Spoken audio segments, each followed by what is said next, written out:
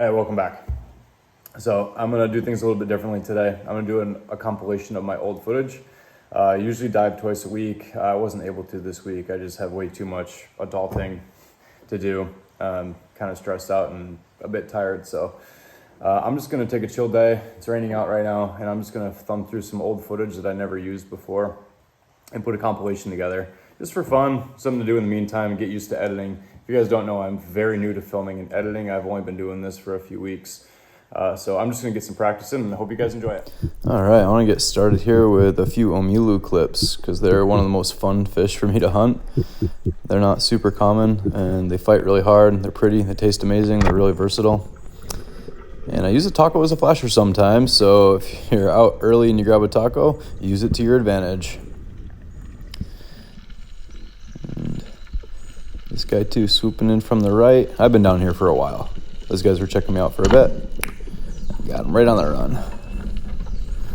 Go dig him out of that cave.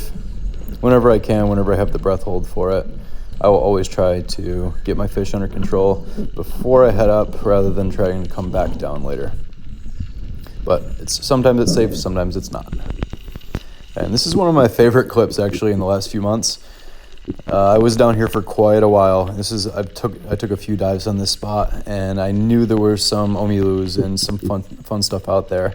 And I'm looking over to the right here. I keep seeing a cloud of fish in the distance, and I'm looking through there thinking, okay, there's something different in there. What is it? There they are. There's two big yellow spot papios. They're trying to blend in with the nanui, but I see them. So there they are on the right, and they're heading away from me. And I'm flashing my taco saying, where are you going? And all of a sudden this one shoots across, and I thought I spooked him, but actually he was bullying the other fish, and he comes in and checked me out. And that was a big mistake, buddy. That ended up being about a 6-pounder, gutted and gilled. Fat one in yellow spot papio, one of the best sashimi fish on the reef. Yes, sir. And then I didn't get it on camera, but I was just down about 75 feet and grabbed a nabetta. First one, only one ever, and I fried the skins and I minced up the meat into poke, and I did poke on top of minced skins. It was amazing. And now here, I don't do this very often, but I'm going to show you the entire dive start to finish. I had to take this off my Instagram. I couldn't find it on my phone. So it's not exactly the file that I wanted, but this is a 114-foot dive. At the end of my day, I was kind of cold and pretty exhausted, but I don't dive this depth very often. I can hunt as deep as about 125, but I don't do that very much. Usually I'm diving between 20 and 30 meters, and there's times that I'll be diving 30, 35 meters. But this one was just a good day. I was feeling good, and I went down to check them out.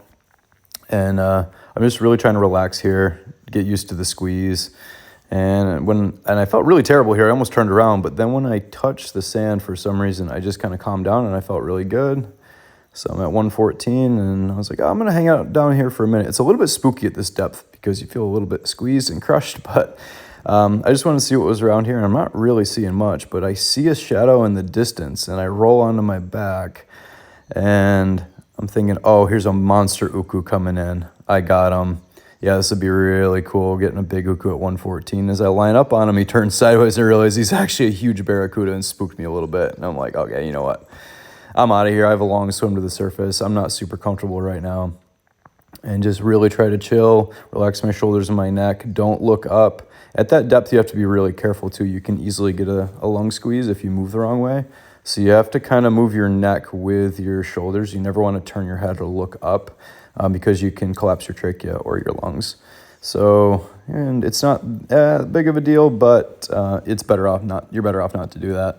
So I'm almost to the surface here. I don't want to show you guys where I am, so I'm going to cut it right here. And this is actually my deepest dive I've ever done. Not that dive. This dive here was the deepest I've been, 141. I'll beat that someday. So you're going to find a couple clips you may have seen before, I guess. Going through it, I found out there were a couple things that I have posted on like videos that I had before they were official episodes. So if you've seen this before, I apologize, but it's a really cool clip, so if you haven't seen it. So on this day, I was out at one of our super special spots, and there is a monster ava. I was down here for a bit. I didn't even know they were there until I turned my head behind the rock. And they just came in and checked me out. And ava are not predatory fish, so they don't respond to grunting and flashers and all that stuff like other fish do. You just kind of got to randomly come across them or they'll come check you out in just the right conditions. So this is an exceptionally rare moment. And I ended up fighting this, and we all chased it around for about 10 minutes before we actually landed it. But it ended up being 15 pounds gutted and gilled, so it was a monster. Yeah, check that guy out. Pretty stoked here. You! And that's only the second one I've gotten. That's actually the first one that any of us have landed. That's Alex's. It's just over 13 pounds. And I landed one about an hour later in the same spot. Just a really auspicious day. Super fun. And I'm just going to get into some smaller reef fish. This is at 99 feet. You can see it on my watch. And this is before I was wearing my GoPro on my head. So I just had my GoPro in my hand. And as I'm looking around, there's a monster towel behind, a table boss behind me, which are really one of my favorite eating fish on the reef. And I think they're really underrated. So this is a really fat table boss. And I line up and I take them and head for the surface. And I just kind of wanted to show the ascent because it's rare that I have my camera in my hand. And it's kind of cool to see it from a different perspective and looking up at the surface.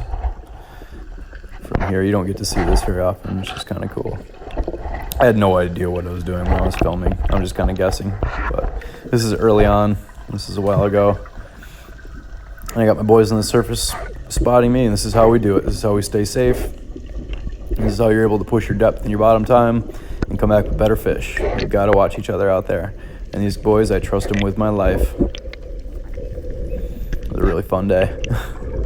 Alex and Walt. Thank you, boys. And right here, I saw a few different knife jaws come out. One of them was the biggest one I've ever seen, but this one popped out when I was heading down. It is right about 5 pounds, and I will take a 5-pounder all day. I don't tend to shoot big knife jaws anymore because they can carry ciguatera, and they have it in a way that's way worse than other fish. I don't know why it concentrates like it does in knife jaws, but be careful with those. I thought my life was over, and even though they are one of the best eating fish on the reef when you cook them, like this one right here, you have to be really careful. And they're also excellent sashimi, but this fish right here is my first knife jaw. It was 10.5 pounds gutted and gilled, and me and Jake got ciguatera so bad for 3 months that I thought my life was over. I thought I would never recover. I couldn't get off the couch for 2 months, so be very careful with the bigger ones. I would suggest not eating them. But then here, I'm gonna see if you see it, there's a taco on top of that rock. I saw him from 60 feet up. And I grabbed him, and he's coming home with me. And it's amazing how really big taco can make themselves look really small, and vice versa. So you never know what you're going to get until they're in your hand. And while this is the smallest size taco I would take, he's plenty big enough for me, and I took him home. And this is just one of the things that I make with him. Taco is one of my favorite eating sources on the reef. It's very sustainable. I'll be doing an episode on that at some point about why I love taco so much. And yes, I know they're intelligent. I know people like them, but there's a lot of misinformation out there too. And there's a lot of information I think would really help shed some light onto why it's such a sustainable food and such an amazing resource for us. It is what it is. They're excellent food, and they're really fun to catch.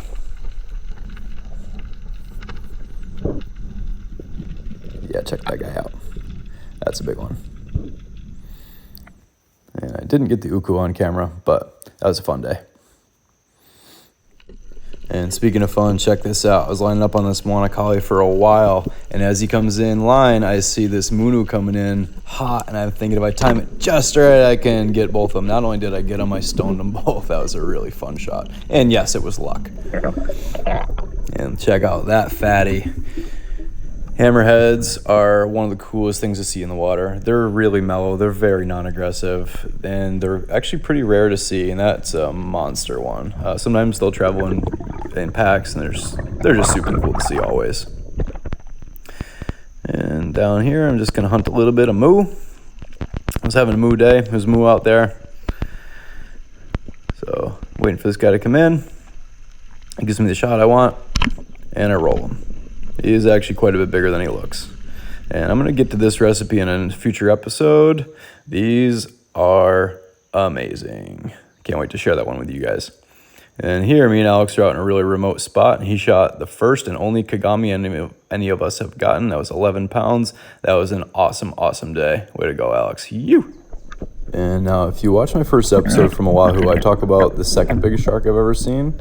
Well, this is the biggest shark I've ever seen. This is the largest shark I've ever been in the water with. I was with Alex here today, and I wanted to film it, so I dived down to go check them out. And when I get down near it, I usually think if I get close to a shark and I show them I'm not afraid, they'll be more hesitant, and then they realize that I'm also a predator, and they will be more intimidated by us. I got to this point, and this is the most intimidated I've ever been in the water. I realized right away I made a big mistake because I couldn't believe the size of this thing. It was an absolute behemoth, and the camera in no way does this thing justice. It looked at us, like, with us pointing our guns at it, and it was like, oh, that's cute. It was not intimidated at all by us, but he was cool. Anyway, I'm down here, flashing my taco, making some sand move, grunting a little bit, and I'm after my favorite fish. One of them, anyway, Munu. I absolutely love Munu. Goatfish in general. And he's coming home with me. You know, this one I'm at about 20 meters. And this is a really moo heavy zone. So I'm playing with these moo a little bit, thinking which one's going to give me the best shot. And every time I go to line up on this guy, he moves. So we're playing this game. So I said, okay. And then this guy moves in to bully him out of the way. Perfect. He was lining up on my gun that was already there. So I'm going to take him home. That's a nice one. Now here, I love opalocala. I think they're highly underrated. I only shoot them if they're absolute monsters, probably 20 inches or bigger. I think that the sashimi on them, after you cure it for a few days, the top line is extremely unique. It's like slabs of butter. It's phenomenal. It's really versatile. You can cook with it. I wouldn't take them if they're small, but only if they're really big and only occasional. But put a good shot in the spine there. Long shot. I take them occasionally. They're fantastic. I love opalocala. And I don't have the footage of this. It just didn't come out really well. You can't really see, but that is a 4.6 pound one that Alex got. And I ended up getting a 3.6 and a 4 pounder here. And Jake also got a really big one, but I don't know what happened to that picture. Sorry, Jake. So now I'm going to go after these veques, and they're skinny, so they're hard to hit, but these are really big veques, and they're also incredible eating. If you guys don't know, go for your veques. They're sustainable, they're everywhere, and they're fun to hunt. They make you better. And now I'm going to go on a Roy cleanup mission. You guys know Roy are highly invasive. They eat a lot of reef fish, they do a lot of damage, and you can't really eat them anyway. So occasionally, when I have enough fish on a cuy, or if I see a fat one, I'll just go through and smash a bunch of them. This is one of those days. I already had a bunch of fish on my cuy, and on my swim back in, I kept seeing a bunch of Roy. I said, all right, cool. Roy cleanup mission. Here we go. Good fish karma, good for the reef.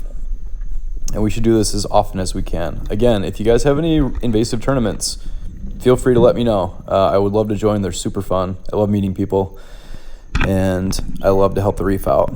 And in tournament style, it's all about that. Just how many Roy can you get? And that's a pretty cool thing to do. So let's keep that going. That's a fatty right there. And Roys are also one of the biggest fish on the reef. I regularly land them 5 to 7 pounds when I do weigh them. But most of the time I just chum them up or feed them to the fruit trees. I believe all these Roy were shot in one day, if I remember right. And every once in a while, you get lucky on a really smooth drop, and a moo will let you dive bomb them. Took kind of a longer shot on that, and it wasn't my best work, and he does rip off, and kind of breaks my heart, but, you know, it happens here and there. Oh well, next time. But then here's this nohu, one of the coolest, rarest fish on the reef. Unbelievable eating, and that is nohu with egg and fried taco toast on top. What's up? Now here, I'm going to show the whole dive on this one from start to finish, because this ends up being my longest recorded dive I've ever had. It's 83 feet, and it's 2 minutes and 20 seconds. And while a lot of you guys, I know you have much bigger breath holds than I do, and I know some of you guys can go 3.5 minutes. I'm not that guy. I naturally have a pretty low CO2 tolerance. It took me years to build it up. So dives over 2 minutes are pretty long for me. I mean, I dive usually, most of my dives are probably 140 to 2 minutes. So pushing them past that 2 minute mark is tough for me. I do it, but it's not fun. It's not easy for me. So a 220 on this one was quite a bit of a push. So I'm really just focusing on relaxing as much as I can on the way down and keeping my eyes closed.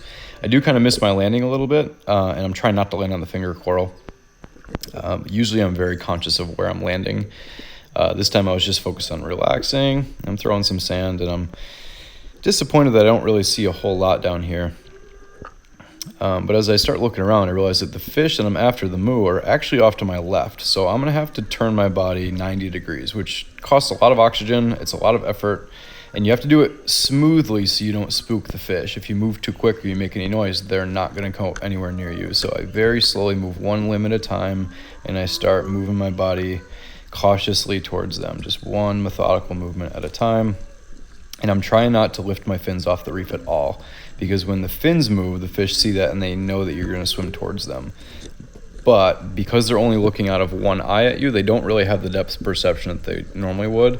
So you can close distance if you're very smooth about it, and they won't even know that you did it. So that's why I try to look for a strong hold with my left hand. And once I feel secure, I can actually pull with the left hand and not kick at all and close distance, just like that. And I can put a shot into a moo. You have to really practice that for a long time, but this time it works out. And I start heading for the surface, and I am not feeling good, let me tell you. So I'm not even going to look up. You never look for the surface. You're just going to get there when you get there, and you have to tap in mentally saying, I am just right here, right now, and relax as much as you can. That's your best chance for survival. And again, I wish I had a lot more of my old footage. I don't know what happened to it, but I got this picture, which ended up being pretty epic. I like this one. Yeah. All right, so that's about all the footage that I could find. I think I lost a lot of it. It got deleted randomly on accident, maybe corrupted files, I don't know. But that's everything I got for now that I could find. And it was really kind of fun to go through and see those old days that I forgot about and all the memories and stuff. And that's kind of the cool thing about having a YouTube page, is that I can keep a record of my diving. In my past endeavors, in my previous life, I didn't record anything, and I kind of really regret it. So YouTube has been really helpful for helping me document my career, and I hope you guys like it too. I'll catch you next time. Thanks.